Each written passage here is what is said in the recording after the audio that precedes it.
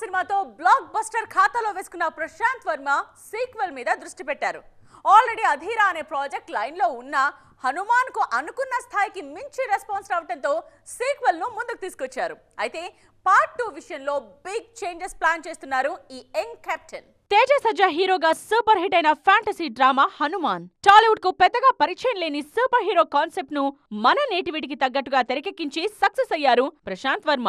Limited budget లో best output తీసుకురావటమే కాదు, ఆ సినిమాను ఆడియన్స్ కు చేరువ చేయటంలోనూ విజయం సాధించారు. హనుమాన్ సక్సెస్ విషయంలో సూపర్ కాన్ఫిడెంట్ గా ఉన్న దర్శకుడు రిలీజ్ కు ముందే సీక్వెల్ ను అనౌన్స్ చేశారు.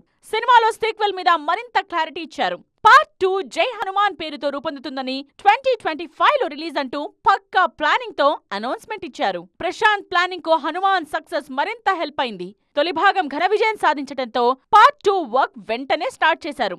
ఆల్రెడీ స్క్రిప్ట్ రెడీగా ఉండటంతో ప్రీ ప్రొడక్షన్ పనులు మొదలుపెట్టారు. అంతేకాదు, సీక్వెల్ కు స్టార్ పవర్ ను కూడా యాడ్ చేయబోతున్నారు. సీక్వెల్ పూర్తిగా హనుమంతుడి చుట్టూ తిరుగుతుంది కాబట్టి ఆ పాత్రకు స్టార్ ఇమేజ్ ఉన్న యాక్టర్ అయితే బెటర్ అని ఫీల్ అవుతున్నారు మేకర్స్. తొలి భాగం 200 కోట్ల మార్క్ రీచ్ అయింది కాబట్టి బడ్జెట్ పరంగానూ సీక్వెల్ కు పెద్దగా ఇబ్బందులు ఉండవు. అందుకే సినిమాను నెక్స్ట్ లెవెల్లో ప్లాన్ చేస్తున్నారు ప్రశాంత్ వర్మ.